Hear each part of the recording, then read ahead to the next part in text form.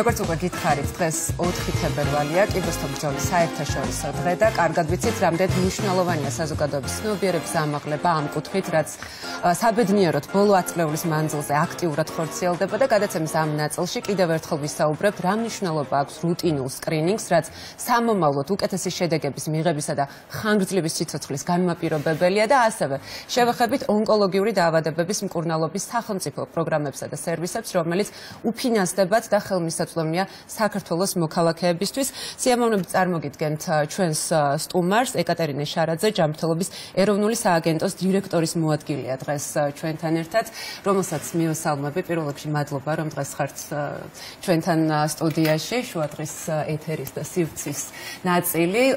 ქალბატონო ეკა, დღეს ჩვენ თქვენთან ერთად უნდა ვისაუბროთ სახელმწიფოს მიერ დაფინანსებულ პროგრამებსა და სერვისებზე, რომელსაც უფასოდ აწვდის ქვეყანა თავის მოქალაქეებს, ონკოპაციენტებს. საუბარია როგორც ქიმიო და სხიურთერაპიაზე, ასევე ონკოლოგიურ ქირურგიაზე და მასთან ერთად დღეს უკვე მედიკამენტებზე, რაც ვიცით, რომ ძალიან მნიშვნელოვანია, მაშინ როდესაც ონკოლოგიურ დაავადებასთან გვიწევს ბრძოლა. მოდი უფრო კონკრეტულად ვუთხრათ ჩვენს ტელემაყურებელს, რა სერვისებს და პროგრამებს აწვდის სახელმწიფო თავის მოქალაქეებს. მოგესალმებით, მივესალმებით ჩვენს მაყურებლებს. დიახ, დღეს გახლავთ კიბოსთან ბრძოლის საერთაშორისო დღე და ძალიან მნიშვნელოვანია საზოგადოებას ვაცნოთ ის ინფორმაცია, რა სერვისების მიღება შეუძლიათ სახელმწიფო პროგრამების ფარგლებში. ონკოლოგიური სერვისებით ჩვენი ბენეფიციარების უზრუნველყოფა არის ერთ-ერთი უმნიშვნელოვანესი პრიორიტეტი სახელმწიფოსი და ის ფაქტი, რომ ყოველწლიურად საყოველთაო ჯანმრთელობის დაცვის სახელმწიფო პროგრამის ფარგლებში მზარდია მოცვა, ბიუჯეტი და გამოყოფილი სახსრები ამ მიმართულებით დანახარჯი სახელმწიფოს მხრიდან, მეტყველებს სწორედ იმაზე, რომ ძალიან მნიშვნელოვანია ჩვენმა მოქალაქეებმა ის გრძნონ დაცულად, თავი ქონდეთ ფინანსური გარანტიები, რომ მათთვის საჭირო სერვისი იქნება უზრუნველყოფილი სახელმწიფო პროგრამის ფარგლებში და მიიღებენ მაღალი ხარისხის ადეკვატურ მკურნალობას ჩვენი მიმწოდებლების საშუალებით. პირველ რიგში აღსანიშნავია ის, რომ ონკოლოგიური დიაგნოზის მქონე პაციენტებისთვის სახელმწიფოს მხრიდან მიღებული არის უპრეცედენტო გადაწყვეტილება და საყოველთაო ჯანმრთელობის დაცვის პროგრამის ფარგლებში სერვისების მიღება შეუძლია ნებისმიერ საქართველოს მოქალაქეს მიუხედავად დაზღვევის სტატუსისა. ასე რომ ამ საჭიროების მქონე ბენეფიციარები ნამდვილად დაცულნი არიან და შესაძლებლობა აქვთ იმკურნალონ მაღალი ხარისხის მკურნალო საშუალებებით და ძალიან მნიშვნელოვანია ამ კუთხით ის, რაც თქვენ ბრძანეთ, უპრეცედენტო ასევე გადაწყვეტილება, რომ მედიკამენტებით უზრუნველყოფა ჩვენი ბენეფიციარების გასული წლიდან არის ულიმიტო. რას მოიცავს მედიკამენტებით უზრუნველყოფა? დახვდებათ თუ არა იგივე ადგილზე ის მედიკამენტები, რომელიც დღის წესრიგში საჭირო ხდება ხოლმე პაციენტებისთვის? დიახ, სახელმწიფოს განსაზღვრული აქვს მედიკამენტების ნუსხა, ქიმიო, ჰორმონო, თერაპიული საშუალებების, რომლებსაც აფინანსებს ულიმიტოდ და ეს გახლავთ სწორედ შედეგზე ორიენტირებული მიდგომა იმისთვის, რომ იყოს მაღალი ეფექტი აი ამ მკურნალობის, აუცილებელია იმისი გარანტია, რომ პაციენტმა ჩაიტაროს სრული კურსი მკურნალობის და შედეგად ისეთი ძვირადღირებული მედიკამენტების, მათ შორის ინოვაციური მედიკამენტებით უზრუნველყოფა არის ერთ-ერთი მნიშვნელოვანი განმსაზღვრელი სწორედ ამ მაღალი ეფექტიანობისა და შედეგის. და სწორედ მსოფლიოს წამყვანი მწარმოებლების როშისა და ნოვარტისის მედიკამენტების შეძენა პირდაპირ ხელშეკრულების საშუალებით, გარკვეული ფასდაკლებით, აი ამ საშუალება მოგვცა იმისი შესაძლებლობა, რომ ბენეფიციარები უზრუნველყოფილ იყვნენ იმ საჭირო რაოდენობით აღნიშნული ქიმიო თუ ჰორმონოთერაპიული მედიკამენტების, რაც საჭიროა მათი მკურნალობისა და დადებითი ეფექტის მიღებისთვის. რაც შეეხება მედიკამენტების მიღებას, თქვენ ალბათ გახსოვთ, პაციენტებს უხდებოდათ მათთვის დაფინანსებული მედიკამენტის მისაღებად სხვადასხვა აფთიაქში მისვლა, მოძიება და ტრანსპორტირება სერვისის მიმღებ დაწესებულებაში, ისე რომ არანაირად არ იყო დაცული ამ მედიკამენტის ტრანსპორტირებისთვის საჭირო პირობები და წესები. შესაბამისად, მოწესრიგდა ლოჯისტიკა უფრო კომფორტული გახდა პაციენტების პაციენტებისთვის ქიმიოთერაპიული სერვისის მიღება და გასული წლის აგვისტოდან ქიმიოთერაპიული მედიკამენტების მიმწოდებელი საფთიაქო ქსელები თავად არიან ვალდებულნი საინექციო ფორმის მედიკამენტების ტრანსპორტირება ყოველგვარი წესის დაცვით უზრუნველყონ სამედიცინო დაწესებულებებში, სადაც პაციენტს დახვდება ეს მედიკამენტი და მიიღებს მისთვის განკუთვნილ სერვისს ყოველგვარი შეფერხების გარეშე. რაც მისცემთ ბუნებრივია შესაძლებლობას, რომ მეტად მშვიდ და მათთვის კომფორტულ გარემოში ებრძოლონ ამ დაავადებას. ჩვენ აღვნიშნეთ დღეს რამდენად მნიშვნელოვანია ონკოლოგიურ დაავადებასთან ბრძოლაში სამედიცინო სკრინინგი, ხო? და დაავადების ადრეულ ფაზაში აღმოჩენა და ვიცით რომ ზუსტად ამიტომ საქართველოში უკვე ბევრი წელია მოქმედებს კიბოს სკრინინგის პროგრამა. კიდევ ერთხელ რომ შევახსენოთ ქალბატონო ეკატერინე, რატომ არის მნიშვნელოვანი რომ პერმანენტულად ჩავიტაროთ სკრინინგი, გადავამოწმოთ ჩვენი ჯანმრთელობის მდგომარეობა და ამ ხრივ საინტერესოა რა სერვისებია ხელმისაწვდომი მოქალაქეებისთვის. დიახ. როგორც უკვე აღვნიშნეთ, ძალიან მნიშვნელოვანია სახელმწიფოსთვის, რომ ონკოლოგიური სერვისები იყოს შედეგიანი და მაღალეფექტური. ამ კუთხით ძალიან დიდი მნიშვნელობა შეიძლება ითქვას საკვანძო მნიშვნელობა აქვს ადრეულ ეტაპზე დიაგნოსტირებას კიბოსი. შესაბამისად სკრინინგული გამოკვლევების ეფექტი და მნიშვნელობა ძალიან მაღალია იმ სასურველი შედეგის მისაღწევად.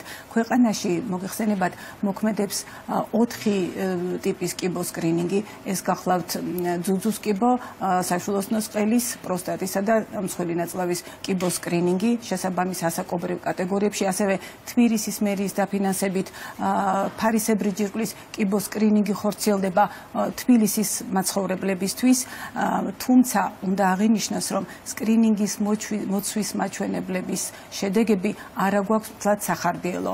ყოველწლიურად მართალია 2% მზარდია აღნიშნული მაჩვენებლები, მაგრამ გასული წლის მონაცემებს თუ გადავხედავთ, 18-20%-ის ფარგლებში მერყეობს, ხოლო ნაწლავის კიბოს სკრინინგის შემთხვევაში მხოლოდ 2-3%-ია. შესაბამისად ეს დამეთანხმებით ნამდვილად ძალიან დაბალი პროცენტია იმისთვის, რომ მოხდეს სათანადოდ დროული დიაგნოსტირება ადრეულ ეტაპზე კიბოს შემთხვევაში და ამიტომ ვისარგებლებ შემთხვევით და მოვუწოდებ ჩვენს ბენეფიციარებს გააქტიურდნენ და ჩაიტარონ მათთვის განკუთვნილი სკრინინგის სერვისები, რათა უზრუნველყოფილი იყოს მათი ჯანმრთელობა და ადრეულ ეტაპზე დადგენილი დიაგნოზით ნამდვილად შედეგიანი იყოს ის სერვისები, რომელსაც სახელმწიფო გამოყოფს ჩვენი ბენეფიციარებისთვის. ქალბატონო ეკატერინე, რამდენად ხელმისაწვდომია ის სერვისები და პროგრამები, რომელზეც ახლა ვსაუბრობდით, როგორც დედაქალაქი გასაგებია, მაგრამ რეგიონებში საინტერესოა როგორია მდგომარეობა.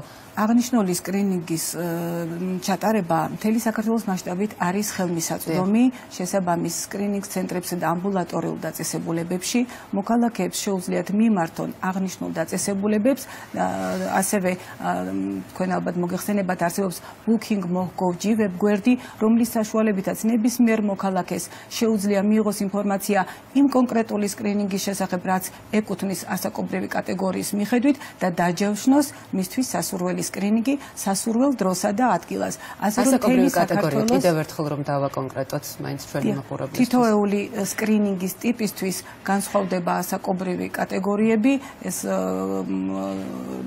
კონკრეტული ტიპის სკრინინგების შემთხვევაში და შესაბამისად აი ამ სწორედ ვებგვერდის შემთხვევაში 40 წლის ასაკის ზემოთ რომელი სკრინინგიც არის განსაზღვრული, ყოველი კონკრეტული პაციენტი მიიღებს მისთვის საჭირო ინფორმაციას და მომსახურება სად შეუძლია მიიღოს, შესაძლებლობა აქვს დაგეგმოს. ასევე შესაძლებლობა აქვს ბენეფიციარს დარეკოს სამინისტროს გაერთიანებულ ხელხაზე 15.05-ზე, სადაც ზუსტად მიიღებს ინფორმაციას იმ ლოკაციების შესახებ, სადაც შეუძლიათ მიმართონ სკრინინგის სერვისის ჩასატარებლად. და ქალბატონო ეკატერინე, არ შემიძლია არ შევეხოთ ბავშვთა ონკოლოგიას, მით უმეტეს ამ დიაგნოზის მქონე ბავშვების სამკურნალოდ სახელმწიფო მართლაც რომ უპრეცედენტო პროგრამა წამოიწყო, რომლის ფარგლებშიც ყველა ბენეფიციარს მკურნალობა უფინანსდება არა მხოლოდ საქართველოში, არამედ მსოფლიოს წამყვან სამედიცინო კლინიკებში, ხო? საინტერესოა რა არის ის მნიშვნელოვანი ინფორმაცია, რომელიც უნდა იცოდნენ საქართველოს მოქალაქეებმა ამ პროგრამის ირგვლივ. თან მით უმეტეს ვიცით, რომ ქვეყნების ჩამონათვალი სულ უფრო და უფრო ფართოვდება და კიდევ უფრო მრავალფეროვანი ხდება და ეს ძალიან მნიშვნელოვანი და დასაფასებელია. ბავშვთა ასაკში დადგენილი კიბოს დიაგნოზის მკურნალობა ნამდვილად კიდევ უფრო პრიორიტეტულია სახელმწიფოსთვის. სწორედ ამ კუთხით სოლიდარობის ფონდი ახორციელებს სახელმწიფო პროგრამას, რომლითაც ფინანსდება უცხოეთში ჩვენი პატარა ბენეფიციარებისთვის ონკოლოგიური დიაგნოზის მკურნალობა, როგორც ქირურგიული, ასევე ქიმიოთერაპია, სხიური და პროტონოთერაპია. შესაძლებლობა აქვს ჩვენს ბენეფიციარებს აღნიშნული სერვისები მიიღონ თურქეთის 6 კლინიკაში და ასევე ისრაელისა და ესპანეთის შესაბამის პარტნიორ კლინიკებში. ნამდვილად ფართოვდება იმ კლინიკების ჩამონათვალი, სადაც შესაძლებლობა აქვთ მიიღონ სერვისი და გარდა ამისა სოლიდარობის ფონდი საკუთარი შემოწირულობების საშუალებით აფინანსებს საჭირო დამატებით ხარჯებს, როგორიც არის ტრანსპორტირების ხარჯი, საცხოვრებელი ხარჯი, ასე რომ ბენეფიციარები სრულად არიან უზრუნველყოფილნი მაღალტექნოლოგიური, მაღალი ხარისხის სერვისით უცხოეთში და იმედი გვაქვს, რომ იქნება ძალიან მაღალი შედეგების ეს ყველაფერი. დღეისთვის უკვე 157 ბენეფიციარს აქვს შესაძლებლობა, რომ ისარგებლობს ამ შესაძლებლობით. 100 ბენეფიციარმა უკვე დაასრულა მკურნალობის კურსი, დანარჩენი ბენეფიციარების მკურნალობა გრძელდება წარმოდგენილ კლინიკებში. ეკატერინე, ერთი კითხვაც მაქვს. საინტერესოა, პაციენტის ოჯახი თავად იღებს გადაწყვეტილებას, თქვათ, სამედიცინო მომსახურება მიიღოს საქართველოში თუ მსოფლიოს წამყვან რომელიმე კლინიკაში?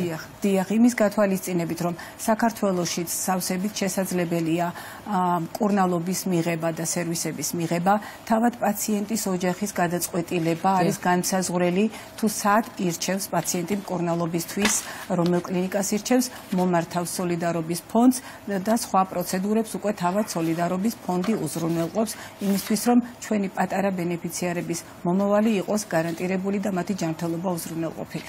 ძალიან დიდი მადლობა.